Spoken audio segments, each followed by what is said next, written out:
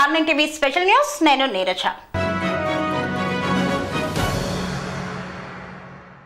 నాగోబాద్ జాతర వేడుక ఆదివాసీ సమాజానికి కీలకమైన పండుగ.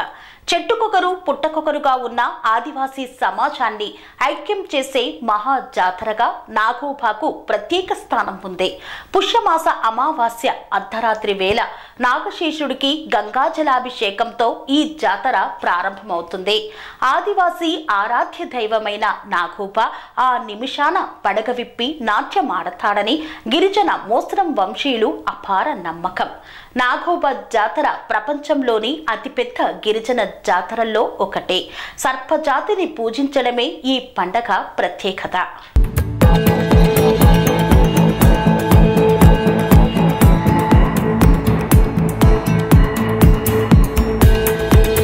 భారతదేశ ఆదివాసీల ఆచార సంస్కృతి సాంప్రదాయాలు ప్రకృతితో మమేకమై ఉంటాయి. పంచభూతాల ఆరాధనే ఆచారంగా వ్యవహరిస్తారు. నేటికి తెలంగాణ రాష్ట్రం ఆదిలాబాద్ జిల్లా ఇంద్రవెల్లి మండలం కేస్లాపూర్ గ్రామంలో వెలిసిన నాగోబాకు 100 ఏళ్ల చరిత్ర ఉంది.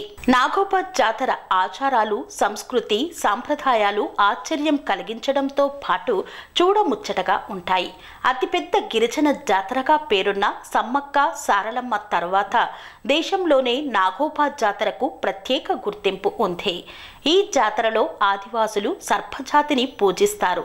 ప్రతి ఏటా పుష్యమాసంలో వచ్చే అమావాస్య అర్ధరాత్రి నుండి జాతర మొదలై వరుసగా 5 రోజుల పాటు కొనసాగుతుంది. ఈ ఏడాది జనవరి 28న మొదలై ఫిబ్రవరి 2వ తేదీతో ముగుస్తుంది.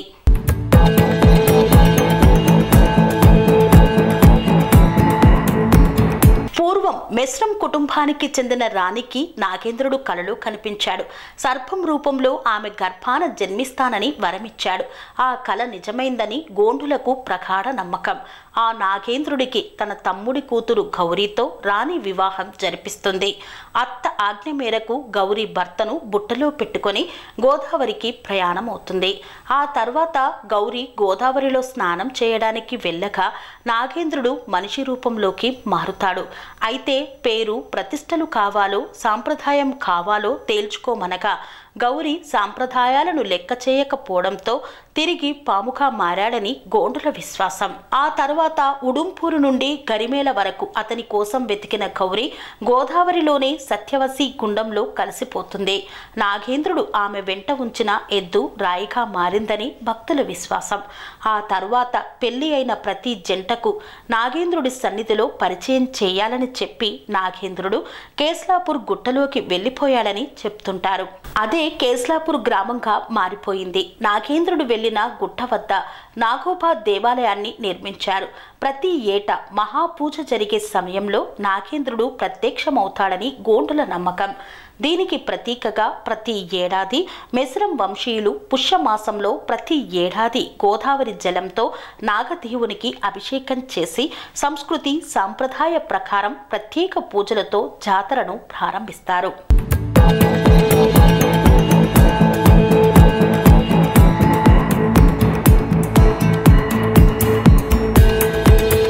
అమావాస్య రోజున మేస్రం వంశీయులు మురాడి వద్ద చేరుకొని నెలవంకను చూసి మొక్కుకొని ప్రత్యేక పూజలు చేస్తారు.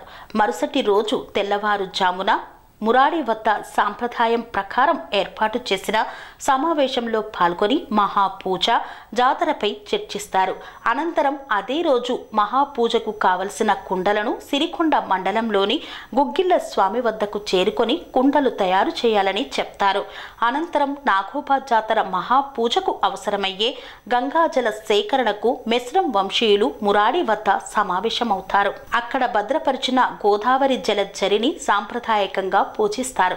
గోదావరి జలం తీసుకువచ్చే జరిని కటోడా వీపుపై తెల్ల వస్త్రంతో కట్టి గోదావరి జలం సేకరణ కోసం కాలినడకన ఒకే వరుసలో తెల్లని దుస్తులతో బయలుదేరుతారు. ఎంతమంది ఉన్నా ఒకే వరుసలో నడుస్తారు. అందరూ తెల్లటి దుస్తులు తలకు బాగా ధరిస్తారు. కేస్లాపూర్ నుండి బయలుదేరిన మెస్రం వంశీయులు జన్నారం మండలంలోని హస్తినామడుగు వద్దకు చేరుకొని పవిత్ర గోదావరికి ప్రత్యేక పూజలు చేసి జలాన్ని సేకరించిన తరువాత జరితో తిరుగు ప్రయాణం అవుతారు.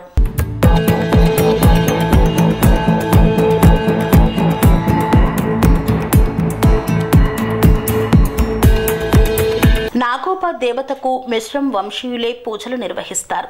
మిశ్రం కింద 22 తెగలు ఉంటాయి. 7 దేవతలను కొలిచే వారంతా మిశ్రం వంశీయుల కిందికి వస్తారు. మాడవి, మార్సకుల, పుర్క, మిశ్రం, వెడ్మ, పంధ్ర, పురువేత ఇంటి పేర్లు గల వారంతా మిశ్రం వంశంగా పరిగణిస్తారు. మిశ్రం వంశీయుల్లోని కఠోడా, పఠాడి శాఖల వారు పవిత్ర గోదావరి జలం తేవడానికి కాలినడకన బయలుదేరి వెళతారు. మిశ్రం ఈ 7 శాఖల వారు వారి వెంట వెళతారు. కేస్లాపూర్కు సుమారు 100 కిలోమీటర్ల దూరంలో ఉన్న కాలమడుగు మండలం సమీపాన ఉన్న గోదావరి నదిలో అస్తమడుగు వరకు అరణ్యం గుండా నడిచి వెళ్లి గోదావరి జలం కలశంతో తీసుకుంటారు. ఈ అస్తమడుగులో గిరిజనుల పూర్వులు స్నానం చేస్తుండగా నాగదేవత ప్రత్యక్షమై దర్శనమిచ్చాడనే నమ్మకంతో అక్కడి జలాన్ని పవిత్ర జలంగా గిరిజనులు భావిస్తారు.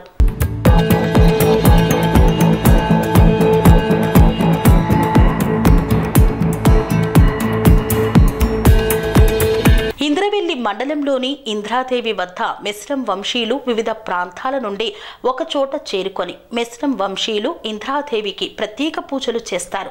మరుసటి రోజున కేస్లాపూర్ జాతరలోని మర్రి చెట్టు వద్దకు మిశ్రం వంశీయులు ఎడ్ల బండ్ల ద్వారా తరలి వస్తారు.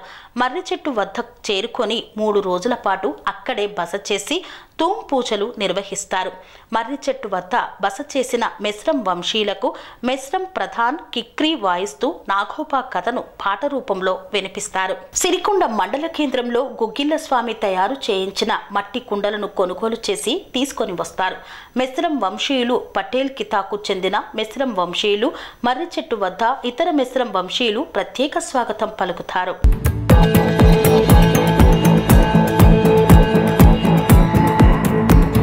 మట్టి కుండలో సేకరించిన పవిత్ర గోదావరి జలాన్ని సాంస్కృతిక సాంప్రదాయాలతో డోలు, సన్నాయి వాయిస్తూ అంగరంగ వైభవంగా కాలినడకన తరలివచ్చి ఆలయ ప్రాంగణంలో చేరుకొని అక్కడి మసీమాల్ తల్లికి ప్రత్యేక పూజలు చేస్తారు. అనంతరం ఆలయంలో ప్రవేశించి ఆలయాన్ని పవిత్ర నీటితో శుద్ధి చేసి నాగోబా విగ్రహాన్ని అభిషేకం చేసి నవధాన్యాలతో నైవేద్యం సమర్పిస్తారు. అర్ధరాత్రి అంగరంగ వైభవంగా మహాపూజ నిర్వహిస్తారు. నాగోబా జాతరకు తెలంగాణతో పాటు మధ్యప్రదేశ్, ఛత్తీస్గఢ్, ఒడిస్సా, ఆంధ్రప్రదేశ్ వివిధ రాష్ట్రాల నుండి భక్తులు అధిక సంఖ్యలో తరలివచ్చి మొక్కులు చెల్లిస్తారు. ఈ జాతర 5 రోజుల పాటు అంగరంగ వైభవంగా కొనసాగుతుంది.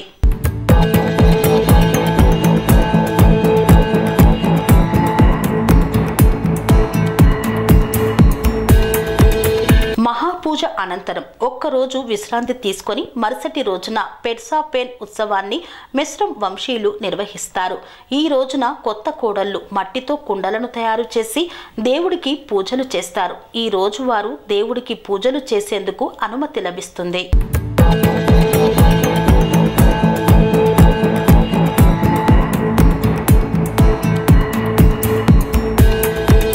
నాగోబా జాతర దర్బార్ రోజు ఏడాది పొడవునా తాము ఎదుర్కొన్న ఇబ్బందులను పెద్దలకు చెప్పుకుంటారు. వారి సూచించిన మార్గాలను మిగతా అందరూ పాటిస్తారు. ఇది తరాలుగా సాగుతుంది. ప్రస్తుతం ప్రజాప్రతినిధులు, ఐటీడీఏ అధికారులు కూడా దర్బారుకు హాజరై వారి సమస్యలను విని తగిన పరిష్కారాలు చూపుతారు. సమస్యల పరిష్కారానికి ఇది గోండులు ఏర్పాటు చేసుకున్న వేదిక.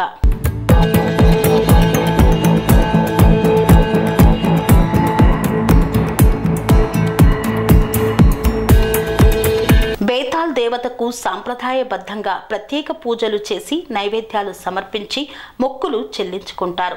అనంతరం మిశ్రం వంశీయులు వేరువేరుగా కర్రలతో ఆడుతూ బేతాల్ నృత్యాలు చేస్తూ నాగోబా జాతర ముగింపు పలుకుతారు.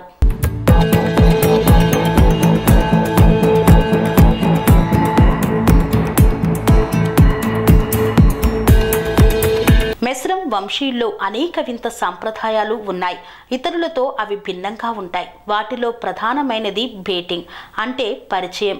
కొత్తగా పెళ్లైన జంటలను నాగోబా జాతర వేదికగా అందరికీ పరిచయం చేస్తారు. అదేవిధంగా కొత్త కోడళ్లను ఇదే వేదికపై వాళ్ళ వంశంలోకి ఆహ్వానిస్తారు. సాధారణంగా జాతర జనవరిలో జరుగుతుంది. ఒకవేళ ఎవరైనా మార్చిలో లేదా జాతర మరుసటి రోజు పెళ్లి చేసుకున్న మెస్రం వంశం వాళ్ళుగా గుర్తించడానికి నాగోబా జాతర వచ్చే వరకు వేచి చూడాల్సిందే. అప్పటి వరకు కొత్తగా పెళ్లైన మహిళలు నాగదేవుడిని చూడటం, పూజించడం కానీ చేయరాదు. తెల్లని వస్త్రంతో ముఖం కనిపించకుండా ముసుగు ధరించాల్సి ఉంటుంది. నాగోబా జాతరలో మొదటి రోజు రాత్రి జరిగే మహాపూజ అనంతరం అల్లుళ్లతో పెళ్లి కూతురు ఇంటివారు పుట్టమట్టిని నీళ్లు పోసి తొక్కిస్తారు. ఆ మట్టితో పెళ్లి కూతురు పుట్టని అలికిస్తారు. ఆ తర్వాత నాగదేవుడికి మొక్కులు చెల్లించుకుంటారు. అనంతరం బేటింగులో అందరికీ పరిచయం చేస్తారు. మెస్రం వంశీయులు అల్లుళ్లకు పెద్దపీట వేస్తారు. ఈ కార్యక్రమంలో పాల్గొన్నందుకు అల్లుళ్లకు పెళ్లి కూతురు తరపు వారు నజరానాలు ఇస్తారు.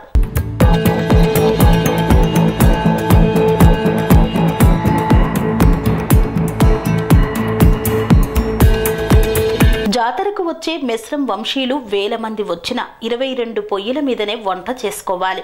ఎవరికి నచ్చినట్లుగా వాళ్ళు పొయ్యిలు పెట్టడానికి మెస్రం వంశంలో అనుమతి లేదు. ఆలయ ప్రాంగణ ప్రహారీ గోడకు ఆనుకొని 22 పొయ్యిలు ఉంటాయి. మెస్రం వంశీయులు వంతుల వారిగా వాటిపైనే వంటలు చేసుకోవలసి ఉంటుంది. తరాలుగా వస్తున్న ఈ ఆచారాన్ని ఇప్పటికీ వాళ్ళు పాటిస్తూనే ఉన్నారు. సెరెనిటీ మోడల్ హై స్కూల్ విద్యార్థులకు అమ్మఒడి, సామాన్యులకు అందుబాటులో ఉన్న బడి సెరెనిటీ. మేడ్చల్ జిల్లాలో మేటిగా నిలిచి సాటిలేని ఫలితాలను సాధిస్తున్న number 1 school serenity.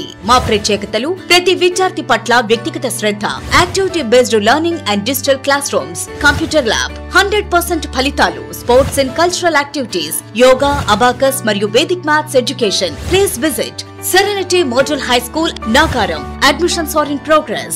Call 040-271-46899 and 040-271-48699.